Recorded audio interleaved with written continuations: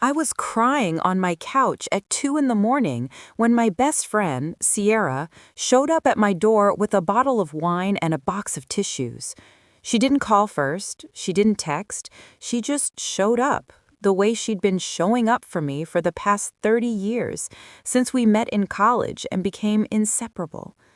I had just found out my boyfriend of 3 years, Derek, had been cheating on me with his coworker, and my heart felt like it had been ripped out of my chest and stomped on.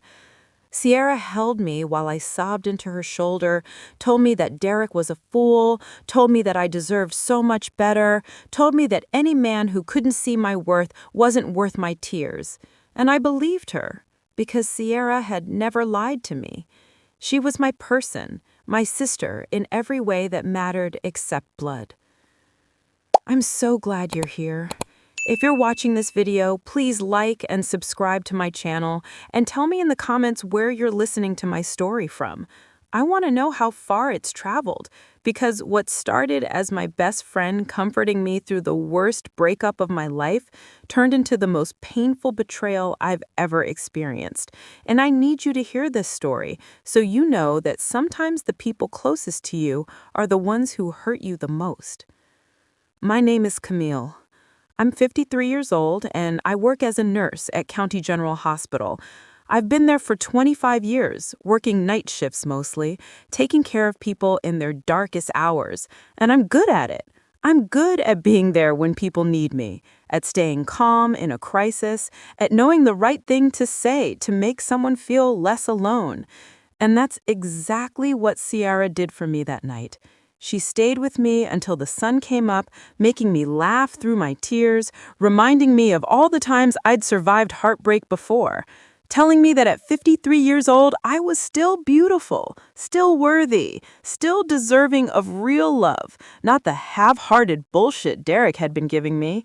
She made me breakfast, scrambled eggs and toast, because she knew I hadn't eaten in 2 days, and she sat with me while I picked at the food, telling me stories about her own terrible breakups and how she'd survived them. Sierra and I met when we were 23 years old in a women's studies class at Howard University. She sat next to me on the first day and asked to borrow a pen, and we'd been best friends ever since. We graduated together, moved to the same city, got our first apartments 3 blocks away from each other. We were at each other's weddings, though both of those marriages ended in divorce. We were there when each other's parents died, when we lost jobs, when we got promotions, when life kicked us down, and when we got back up. We were godmothers to each other's children, we took vacations together, had weekly dinners, talked on the phone every single day for 30 decades. She knew everything about me, my fears, my dreams, my insecurities, my strengths, and I thought I knew everything about her. But I was so wrong. After that night, Sierra started coming over more often. She'd stop by after work with takeout, or she'd call me on her lunch break to check in, or she'd text me random memes and jokes to make me smile. And I was grateful for it, because the breakup with Derek had hit me harder than I wanted to admit. I'm 53 years old, and dating at this age is exhausting. It's hard enough to find someone who's emotionally available, who doesn't have a mountain of baggage, who actually wants a real relationship. And I thought Derek was that person. He was 55, divorced with 2 grown kids. He had a good job as a project manager. He seemed stable and kind and interested in building something real with me. And then I found out he'd been sleeping with a 32-year-old woman from his office for 6 months. And suddenly, all those plans turned to dust. Sierra told me I was better off without him. And logically, I knew she was right. But emotionally, I was a mess. I'd wake up in the middle of the night crying. I'd see couples holding hands and feel this sharp pain in my chest. I'd wonder if maybe I was the problem. If maybe at 53 I was too old, too set in my ways, too damaged from my divorce 15 years ago to ever find love again? And Sierra would talk me down from those thoughts. She'd remind me that I was amazing, that I was a catch, that Derek was the one with the problem, not me. About 2 months after the breakup, Sierra mentioned that she had run into Derek at the grocery store. She said it was awkward, that he'd asked about me, and she told him I was doing great, that I was thriving without him. She said he looked terrible, that he'd gained weight and looked tired and miserable. And I'm ashamed to admit it, but hearing that made me feel a little better. It was petty, but it was human. What I didn't know was that Sierra had gotten Derek's phone number that day at the grocery store. What I didn't know was that she'd texted him later that night asking if he wanted to meet for coffee to talk about me. What I didn't know was that my best friend, the woman I trusted more than anyone in the world, was about to stab me in the back in the most devastating way possible. But I'm getting ahead of myself. Let me back up. About 3 months after my breakup, I started feeling better. I was sleeping through the night again. I was laughing more. I was even thinking about maybe trying to date again, though the idea terrified me. Sierra had been such a huge part of my healing process. She'd held space for all my anger and grief and fear, and I loved her for it. I remember telling her one night over wine that I didn't know what I'd do without her, that she was the best friend anyone could ask for. And she smiled and hugged me and said, "That's what best friends are for. We show up for each other, no matter what." And I believed her with my whole heart. Around that same time, I noticed Sierra was on her phone more than usual. We'd be having dinner, and she'd be texting someone. And when I'd ask who it was, she'd say, "Oh, just work stuff," or, "Oh, just this guy I matched with on a dating app." Sierra had been single for about a year after a bad relationship with a man who'd borrowed money from her and never paid it back. And she had told me she was taking a break from dating, that she wanted to focus on herself for a while. So when she mentioned a guy from a dating app, I was happy for her.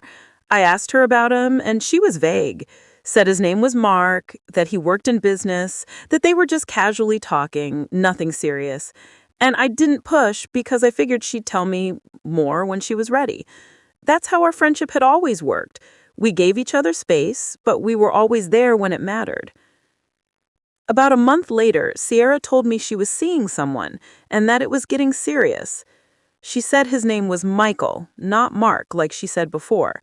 And when I pointed out the name change, she laughed and said, "Oh, I must have been thinking of someone else. You know how these dating apps are. You talk to so many people, it all blurs together." And that made sense to me because I'd tried dating apps briefly after my divorce, and it had been overwhelming. So I didn't think anything of it. She said Michael was kind and funny and treated her well. And she seemed happy, genuinely happy, in a way I hadn't seen her in a long time. And I was thrilled for her because Sierra deserved happiness. She'd been through so much, bad relationships, financial struggles, health scares, and she'd always been there for everyone else. Now it was her turn to be loved. She didn't show me pictures of Michael right away, and I didn't ask because some people are private about new relationships, especially at our age. We've learned to be cautious, to not introduce people to our friends and family until we're sure it's going somewhere real. Sierra did tell me that Michael was divorced, that he had grown kids, that he worked in project management, and something about that description pinged in my brain as familiar, but I didn't connect the dots, because why would I?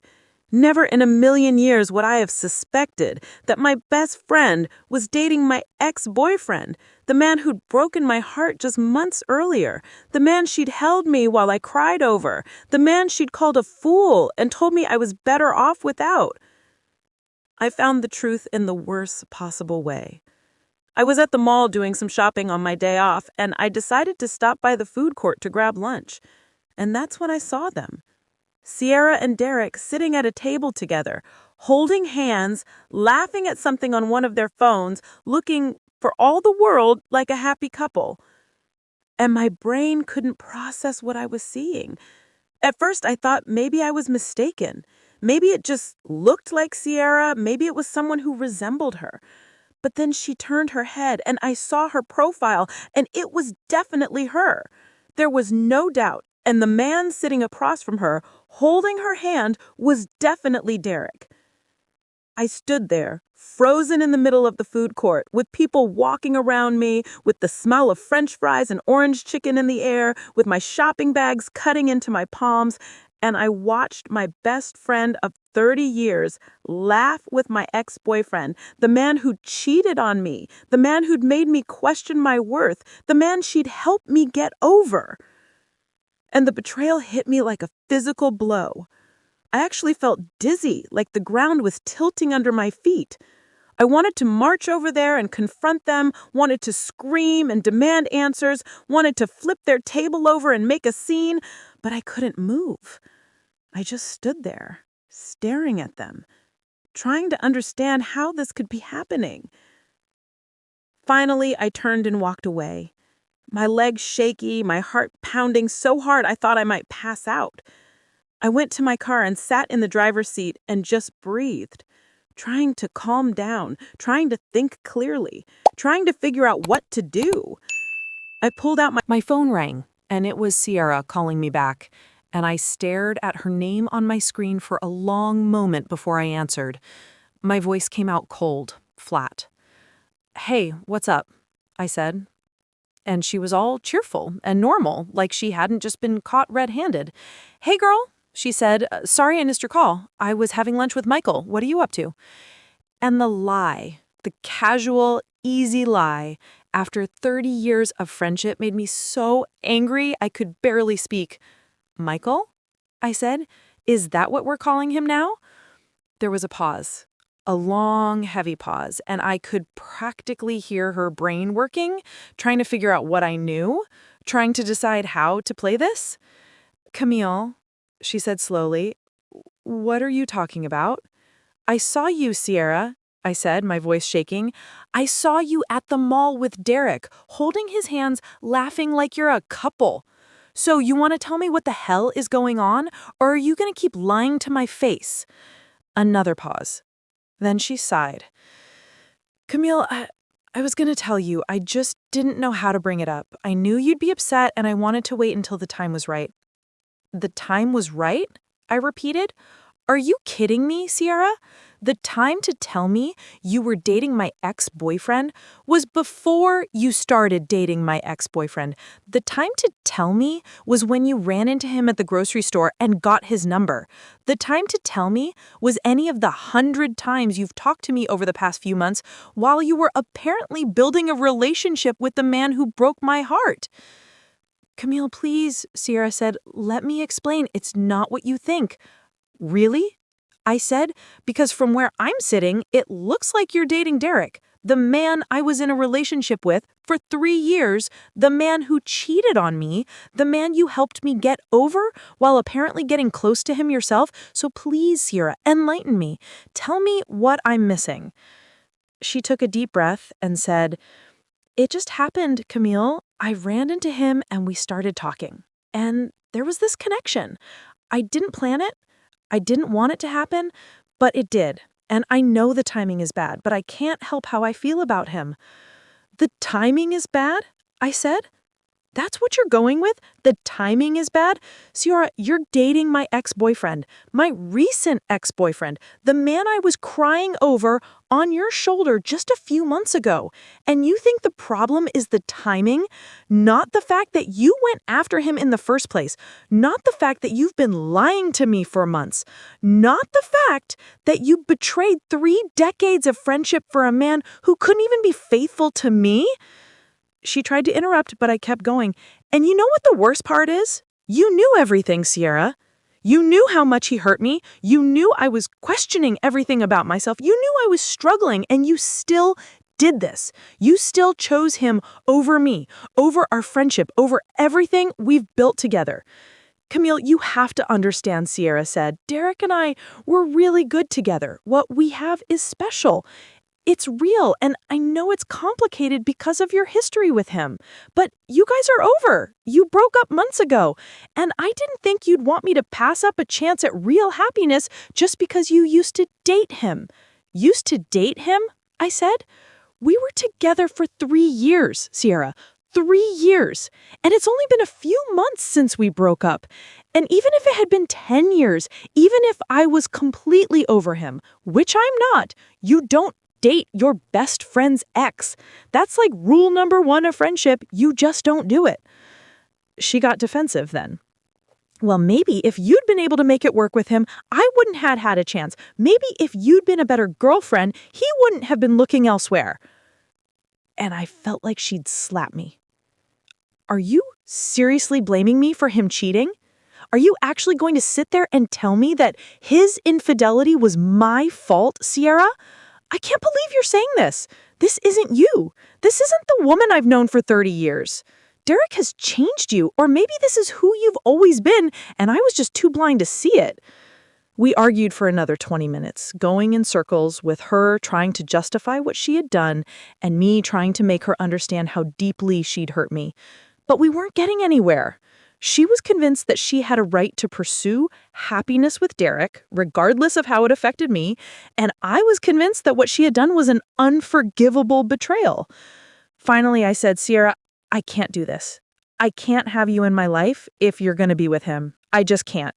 And she said, fine, Camille. If that's how you want it, then fine. But don't expect me to give up a good man just because your ego can't handle seeing me happy. And I hung up on her because if I'd stayed on that call one more second, I would have said things I couldn't take back. I sat there on my couch in the house where Ciara and I had spent countless nights laughing and crying and sharing our lives, and I felt more alone than I'd ever felt in my entire life. My best friend was gone. My person, the woman I'd trusted with everything, was gone. And she'd chosen Derek over me. She'd chosen a man who'd proven he couldn't be faithful over 30 years of friendship, and I didn't know how to process that. I didn't know how to exist in a world where Sierra wasn't my best friend, where I couldn't call her when something good or bad happened, where our friendship wasn't this solid, unshakable thing I could count on. The next few weeks were brutal. I went to work and took care of my patients and came home and sat in the dark. I stopped going out, stopped seeing other friends, stopped doing the things I normally enjoyed because everything reminded me of Sierra. We had so many shared memories, so many inside jokes, so many rituals and traditions, and now all of that was tainted, poisoned by her betrayal. My daughter, Jasmine, who's 28 and lives across the country, called to check on me because I'd mentioned the situation to her, and she was furious. She said, Mom, I can't believe Sierra would do this too after everything you've been through together. You should sue her or at least blast her on social media. Let everyone know what kind of person she really is. But I didn't want to do that because despite everything, despite the pain and anger and betrayal, a part of me still loved Sierra, still remembered the woman she had been before Derek came between us. About a month after I found out about the engagement, I was at the grocery store and I ran into Sierra's sister, Monica, who I'd known almost as long as I'd known Sierra. Monica looked uncomfortable when she saw me, like she didn't know whether to acknowledge me or pretend she hadn't seen me. But I walked right up to her because I needed to know if what I suspected was true. Hey, Monica, I said, how are you? And she shifted her shopping cart, looking everywhere but at my face. I'm good, Camille, how are you? And I said, I've been better. I'm guessing you know about Sierra and Derek. And Monica nodded, looking miserable. Yeah, I know, she told me a few weeks ago. I'm so sorry, Camille. I told her it was wrong, but she wouldn't listen. She's convinced they're soulmates or something. Soulmates? I said. They've been together for what? 4 months? 5? And she thinks they're soulmates? Monica looked even more uncomfortable and said, actually, Camille, there's something else you should know. They're engaged. Derek proposed last week, and they're planning a wedding for this summer. My shopping basket slipped from my hand and clattered to the floor, scaring a woman walking past us. Engaged? I said. They're engaged? Derek and Sierra are getting married? Monica nodded, looking like she might cry. Yeah, Sierra's been calling everyone, telling them the news. She's really happy, Camille. She really thinks this is it for her. I stood there, in aisle 7 of the grocery store, surrounded by pasta and jarred sauce, trying to process the information that my former best friend was marrying my ex-boyfriend, the man who cheated on me, the man who'd broken my heart less than 6 months ago, and now he was engaged to the woman who held me when I cried over him? It was too much. It was so far beyond what I could comprehend that I actually started laughing, not because anything was funny, but because what else could I do? Monica looked alarmed. Are you okay? She asked, and I said, honestly, Monica, I have no idea. I have no idea if I'm okay or if I'll ever be okay again. I left the grocery store without buying anything and drove home and called my therapist, Dr. Williams, who I'd been seeing off and on since my divorce. I told her everything that had happened, and she listened without interrupting. And when I finished, she said, Camille, what you're experiencing is a profound betrayal, not just by Derek, but by someone you considered family, someone you trusted implicitly. And that kind of betrayal can be more painful than a romantic breakup because it shakes your foundation. It makes you question your judgment and your ability to trust people. And I started crying because she was right. That's exactly what this felt like. It felt like the ground beneath me had crumbled and I was free falling with nothing to hold on to. Dr. Williams helped me work through the stages of grief because that's what this was. Grief for a friendship that was dead, grief for the woman I thought Sierra was, grief for the future I imagined we would have, growing old together, being there for each other's grandkids, taking trips together in our retirement. All of that was gone now, replaced by this nightmare where Sierra is planning a wedding to my ex-boyfriend and I'm not invited, not welcome, not part of her life anymore. Dr. Williams reminded me that Sierra's actions said everything about her character and nothing about my worth.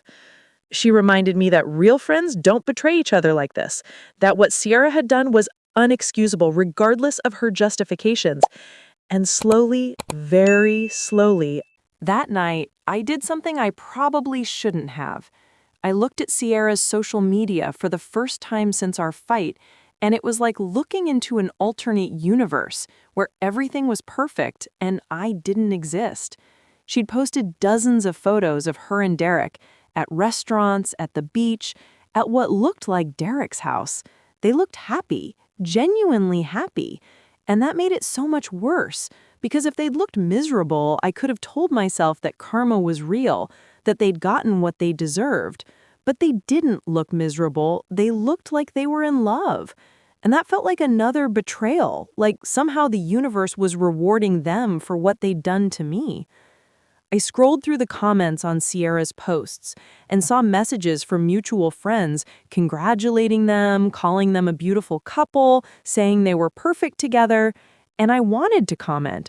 I wanted to tell all these people the truth about how this relationship started, about the lies and the betrayal, but I didn't because I knew it would just make me look bitter and vindictive.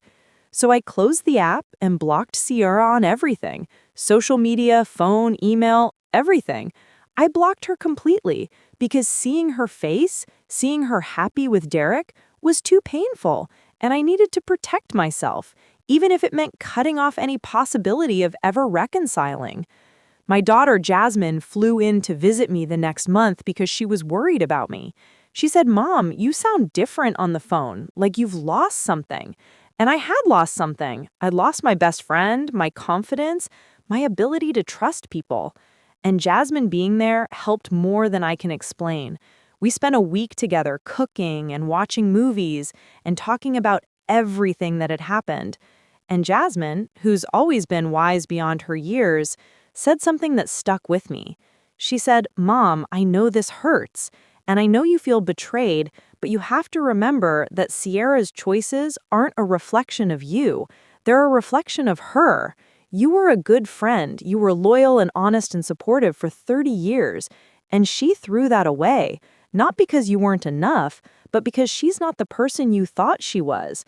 And that's on her, not you." About 5 months after the engagement party, I heard through the grapevine that Sierra and Derek's wedding was happening the following month. It was going to be a small ceremony, just family and close friends at a vineyard, about an hour outside the city. And apparently Sierra had been planning every detail, treating it like it was her first wedding, even though she'd been married twice before. And both times, I'd been her maid of honor. I'd stood beside her and held her flowers and promised to support her marriage. And now she was getting married again, and I wasn't invited, wasn't wanted, wasn't even acknowledged. And that hurt more than I wanted to admit. The week before the wedding, I had a dream about Sierra. We were young again, in our 20s, back at Howard University, sitting on the quad, eating lunch and laughing about something I couldn't remember when I woke up. And in the dream, everything was simple and easy, and our friendship was this solid, unbreakable thing.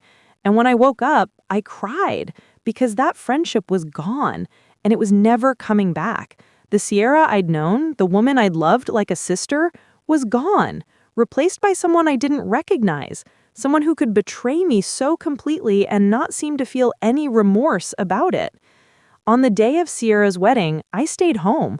I'd taken the day off work, even though I probably should have gone in to keep myself busy, to distract myself from what was happening, but I didn't.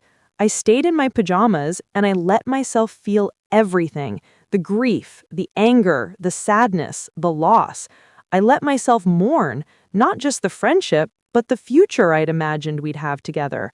I mourned the vacations we'd never take together, the grandchildren we'd never watch grow up together, the old age I'd imagined us spending together. Two old ladies, still best friends, still making each other laugh, still being there for each other through everything.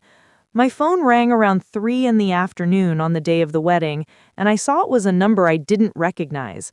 Normally I wouldn't answer, but something made me pick up. "Hello?" I said. And a man's voice said, "Is this Camille?" And I said, "Yes, who's this?" And he said, "This is Brian. I'm Derek's brother, and I think you should know what happened at the wedding today." My heart started pounding. "What happened?" I asked. "Did something happen to Sierra or Derek?" And Brian said, "No, they're fine. But Camille, Derek called off the wedding. He stood up there at the altar in front of everyone and said he couldn't go through with it, that he'd made a mistake, and that marrying Sierra would be the biggest mistake of his life." I sat down hard on my couch, unable to process what I was hearing. "He called off the wedding?" I repeated. Brian said, "Yeah, right there at the ceremony. Sierra was walking down the aisle in her wedding dress, and Derek stopped the officiant and said he couldn't do it. It was chaos, Camille. Sierra started screaming at him in front of everyone, calling him every name in the book, and then she ran out. And Derek just stood there, looking lost. I thought you should know because I know what happened between you three, and I always thought Derek was making a mistake." I couldn't believe what I was hearing. After everything Sierra had thrown away our friendship for this man, she'd betrayed me for him. She'd chosen him over 30 years of history, and he'd left her at the altar? It was almost poetic in its justice. I thanked Brian for calling and hung up, and I sat there in my living room trying to figure out how I felt. Was I happy that Sierra had been humiliated? Was I satisfied that she'd gotten what she deserved? Or did I feel something else, something more complicated? I realized I felt sad, not necessarily for Sierra, but for the whole situation, for how something that could have been handled with honesty and communication and respect had turned into this disaster, how a friendship that meant everything to me had ended not with a conversation, but with lies and betrayal, and now a failed wedding. About an hour after Brian's call, my phone rang again, and this time it was Sierra calling from a number I didn't recognize, probably because I'd blocked her. I stared at the screen, debating whether to answer. Part of me wanted to ignore it, to let her sit with the consequences of her choices. But another part of me, the part that had loved her for 30 years, needed to hear what she had to say. I answered. "Hello?" I said, and immediately I heard her crying. "Camille," she sobbed, "he left me. He left me at the altar in front of everyone, and I don't have anyone to call. I don't have anyone who understands, and I know I don't deserve your help. I know I hurt you, but please, I need someone right now. I need you." I closed my eyes and took a deep breath, and I thought about all the times Sierra had been there for me, all the times she dropped everything to help me, all the years of friendship and history and love.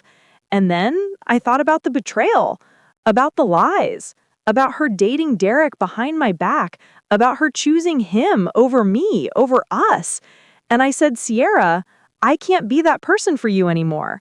You made your choice months ago when you decided Derek was more important than our friendship. You chose him, and now you have to live with that choice. I'm sorry he left you at the altar. I really am. But you and we're not friends anymore. You burned that bridge when you started dating my ex-boyfriend." And she said, "But Camille, I need you. I made a mistake. I see that now. Derek wasn't worth losing you." And I said, "You're right. He wasn't worth it. But you didn't know that when you chose him. You thought he was worth it. You thought what you and he had was special and real and worth destroying our friendship over. And now that he's hurt you, now that he's shown you who he really is, you want me to come save you. But I can't do that, Sierra. I can't keep being the person you turn to when your life falls apart while you make choices that hurt me. I have to protect myself, and that means keeping you out of my life." She cried harder. "Camille, please don't do this. Please, I'm begging you. I don't have anyone else." And I said, "Maybe you should have thought about that before you betrayed me. Maybe you should have considered the consequences before you started lying to me, before you dated my ex-boyfriend, before you got engaged to him and planned a whole wedding while I was grieving our friendship.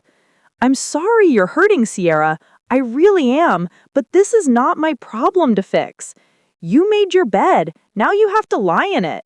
And I hung up the phone, my hands shaking, my heart pounding, because even though I knew I'd done the right thing, it still hurt. It hurt to hear her cry, to hear her beg, to know that she was in pain, and to choose not to help her. But I had to do it.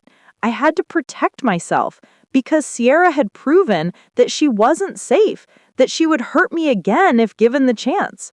Over the next few days, the story of Sierra and Derek's failed wedding spread through our mutual social circle. Apparently, it had been quite a scene. Sierra screaming, Derek speechless, guests not knowing what to do. Some people reached out to me to tell me what happened, to see if I was okay, to express shock that Derek had done something so cruel. But I noticed that none of these people apologized for going to the engagement party, for supporting a relationship that had been built on betrayal, for choosing Sierra over me. When the truth came out, they just wanted to gossip about the drama, wanted to be part of the story. And I realized that these weren't real friends. Real friends would have said something months ago, would have told Sierra that what she was doing was wrong, would have checked on me to see how I was handling everything. Sierra tried to contact me several more times in the weeks after the wedding. She sent emails from new addresses. She had mutual friends reach out on her behalf. I started rebuilding my life, slowly, carefully. I reconnected with other friends, people I'd let drift away over the years, because Sierra had taken up so much space in my life. I joined a book club, started taking yoga classes, planned a trip to Ghana that I'd been putting off for years. I focused on my work, on my daughter, on my own healing and growth, and slowly I started to feel like myself again. Not the self I'd been before the betrayal, but a new self, someone stronger, someone more careful about who I let into my inner circle, someone who knew her worth and wouldn't accept less than she deserved. About 6 months after the failed wedding, I heard that Sierra had moved to Atlanta to be closer to her son, that she'd left her job and her apartment and just started over somewhere new. Part of me wondered if she'd tried to reach out to me before she left, if she'd wanted one last chance to apologize or explain or make things right. But if she did, she didn't try very hard, because I never heard from her. And honestly, I was okay with that. I'd said everything I needed to say. I'd processed the betrayal, I'd mourned the friendship, and now I was ready to move forward without her. My therapist, Dr. Williams, asked me in one of our sessions if I thought I'd ever be able to forgive Sierra. And I had to think about that for a long time, because forgiveness is complicated, especially when someone has hurt you as deeply as Sierra hurt me. Finally, I said, I don't know if I'll ever forgive her in the traditional sense, but I'm letting go of the anger. I'm choosing not to let what she did poison the rest of my life. I'm choosing to remember the good parts of our friendship, the 30 years of love and support and laughter. And I'm also choosing to accept that she's not that person anymore, that the Sierra I loved doesn't exist, and that the woman who betrayed me is someone I don't want in my life. And Dr. Williams said, "That's a form of forgiveness too, Camille. Forgiving yourself for not seeing who she really was, forgiving yourself for trusting someone who didn't deserve it, and choosing to move forward without bitterness. That takes strength." 1 year after I found out about Sierra and Derek, I was at a fundraiser for the hospital where I work, and I met someone. His name was Leonard. He was 57 years old, a widower whose wife had died from cancer 3 years earlier, and he was there because he volunteered with the hospital's patient support program. We started talking, and there was an easiness to it, a comfort that I hadn't felt in a long time. He made me laugh, really laugh, for the first time in months. And when he asked for my number, I gave it to him without hesitation, without fear, without the walls I'd built up after everything that had happened with Derek and Sierra. Leonard and I started seeing each other casually, coffee dates, walks in the park, long phone conversations where we talked about everything, our families, our jobs, our past heartbreaks, and what we were looking for in the future. And it was different from what I'd had with Derek. It was honest and open, and there were no games, no secrets, no red flags. Just two people who'd been through difficult things, trying to see if they could build something good together. And for the first time in over a year, I felt hopeful about the future. I felt like maybe I could trust again. Maybe I could open my heart again. Maybe Sierra's betrayal hadn't broken me permanently, but had just taught me to be more careful about who I let in. Leonard knew about what had happened with Sierra and Derek. I told him everything on our third date because I didn't want there to be any secrets between us. And he listened without judgment. And when I finished, he said, "Camille, I'm sorry that happened to you. That's a terrible betrayal. But I want you to know that I'm not that kind of man. I believe in honesty and loyalty, and if we're going to do this, if we're going to try to build something together, then you need to know that I will always be straight with you, even when it's hard, even when the truth isn't easy. I won't lie to you, and I won't betray you. That's not who I am." And something about the way he said it, the sincerity in his eyes, made me believe him.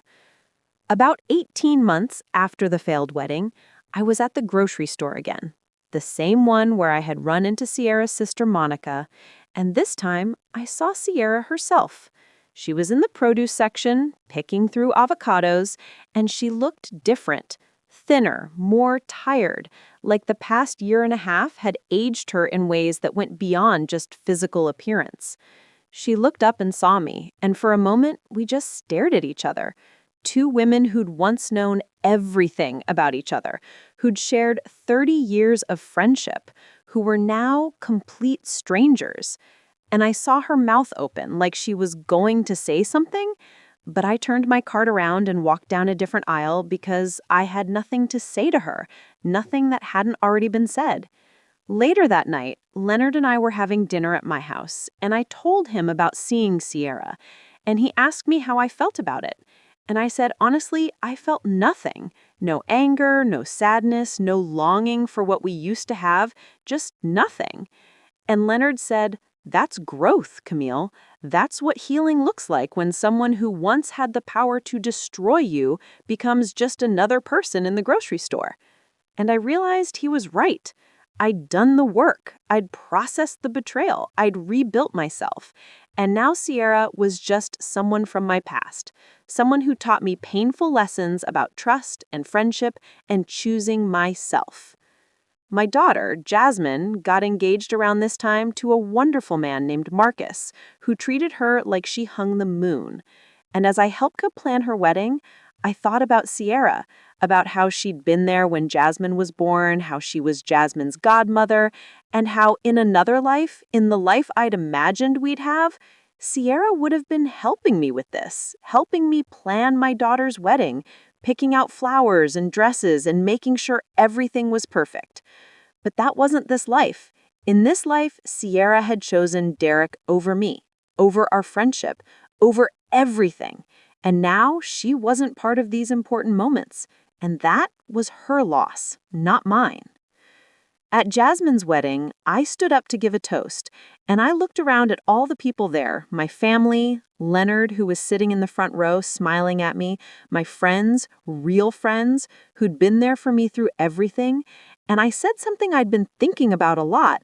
I said, love and loyalty are choices we make every single day. We choose to show up for the people we care about. We choose to be honest, even when it's hard. We choose to protect the people we love, not hurt them.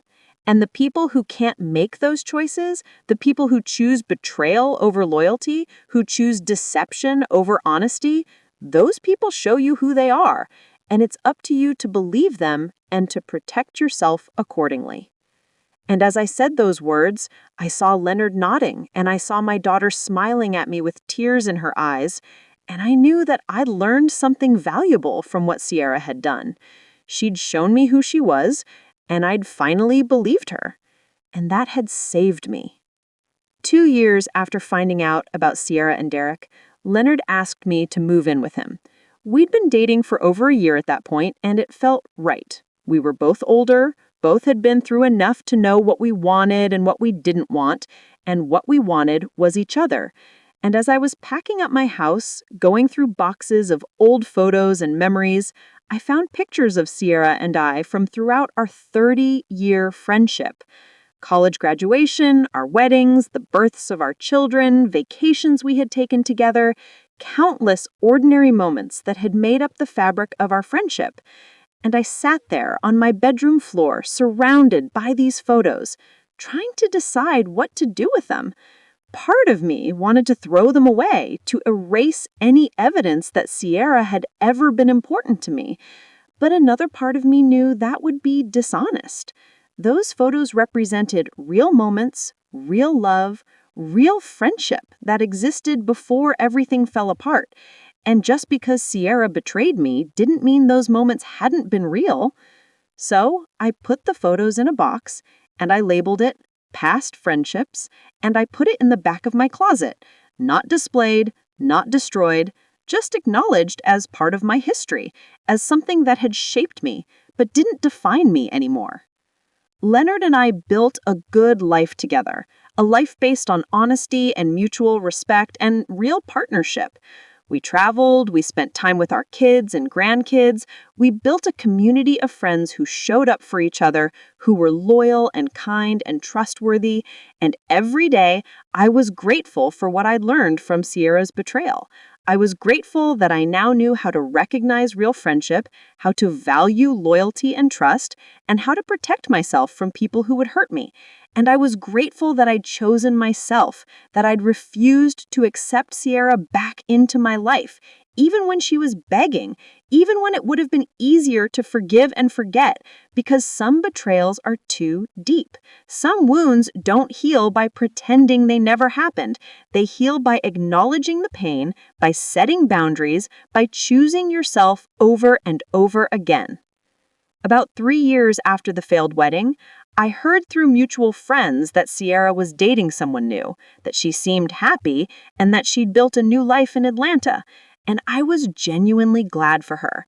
Not because I forgave her, not because I wanted her back in my life, but because I'd moved past the need for her to. We got married in a small ceremony.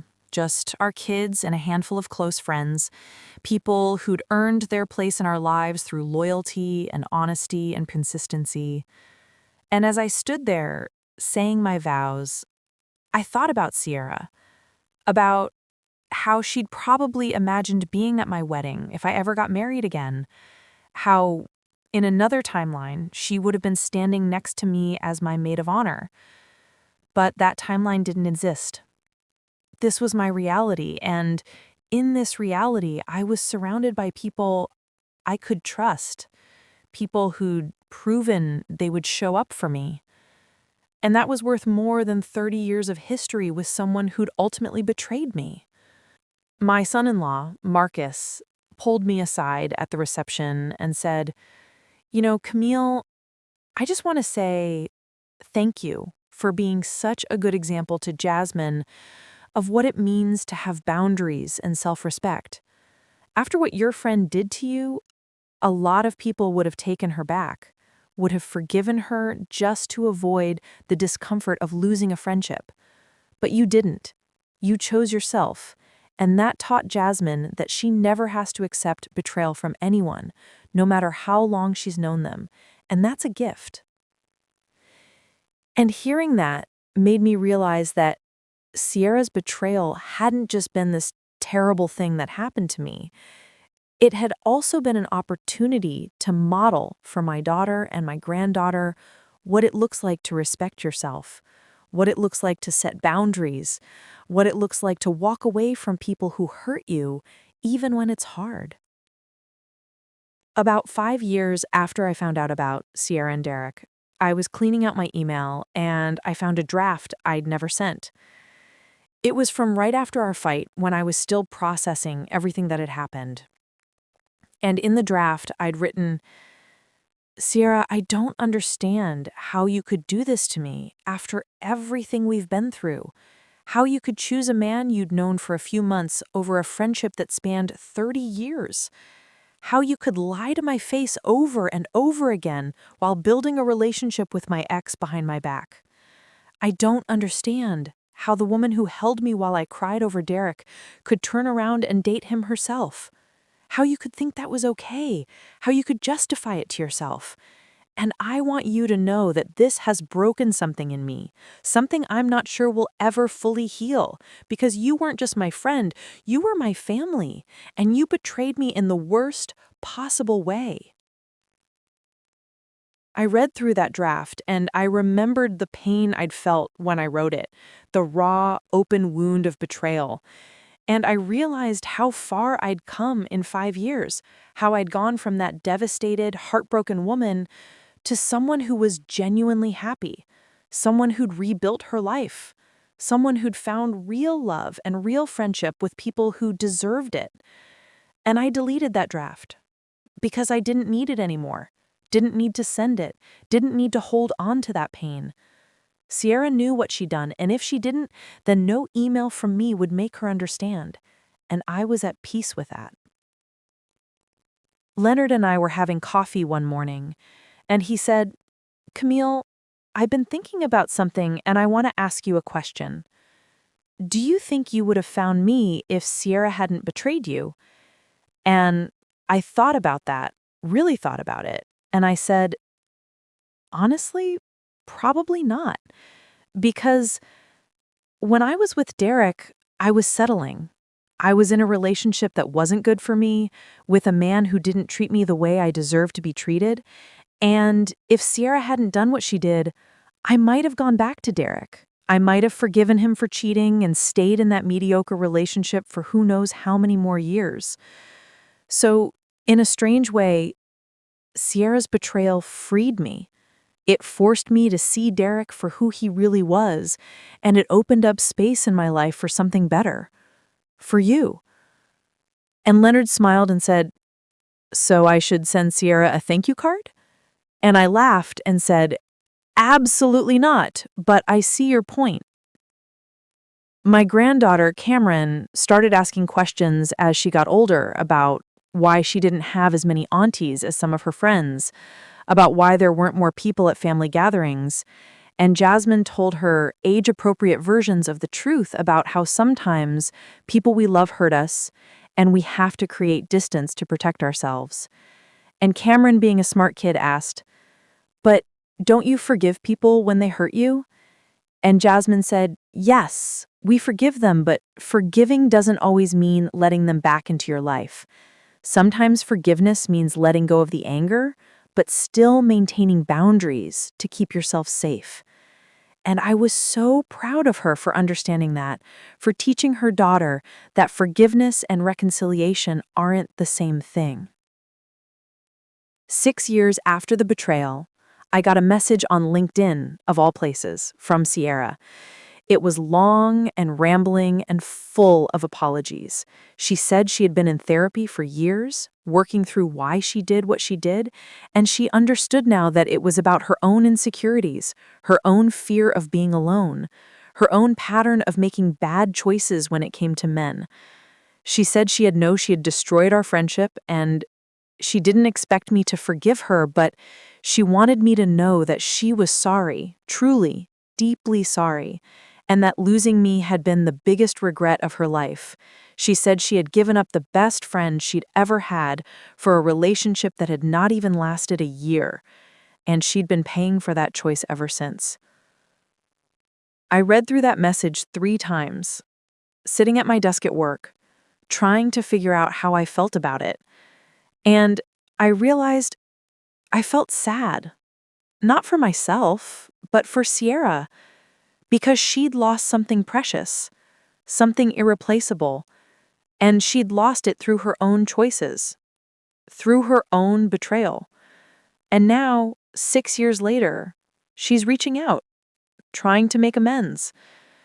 But some things can't be fixed. Some relationships, once broken, can't be put back together. And this was one of them. I wrote back a short message. I said, "Sierra, I appreciate you reaching out and I appreciate the apology.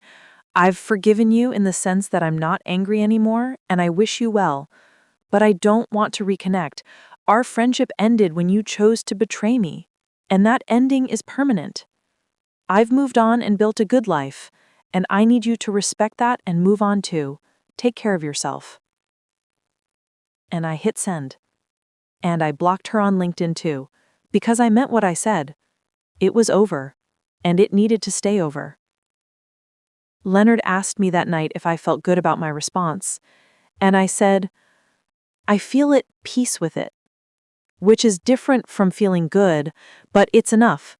Sierra got her closure, she got to apologize, she got to explain herself, and I got to maintain my boundary. I got to choose myself one more time, and that feels right. It feels like the end of a very long, difficult chapter, and I'm ready to keep moving forward. My life now is full in ways it wasn't when Sierra was in it. I have Leonard, who loves me steadily and honestly. I have my daughter and son-in-law and granddaughter who bring me so much joy. I have my work at the hospital, where I'm training new nurses and passing on everything I've learned over 25 years. I have real friendships with women who've proven their loyalty, who show up when I need them, who celebrate my successes and support me through my struggles. I have hobbies and interests and plans for the future, and none of it includes Sierra. None of it needs her, because I've learned that family isn't just about blood or history. It's about who shows up. It's about who chooses you consistently, who proves through their actions that you matter. And Sierra stopped being family the moment she chose Derek over me, over us, over 30 years of friendship and love. Sometimes I wonder what would have happened if I'd found out about Sierra and Derek differently. If she'd come to me before she started dating him, if she'd been honest from the beginning and asked for my blessing. Would I have given it? Probably not.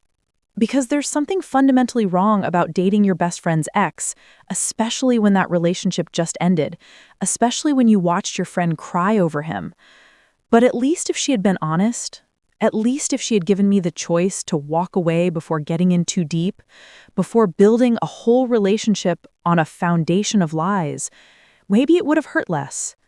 Maybe I could have respected her more. Maybe we could have ended our friendship with some dignity instead of all this pain and betrayal. But that's not what happened. She chose deception.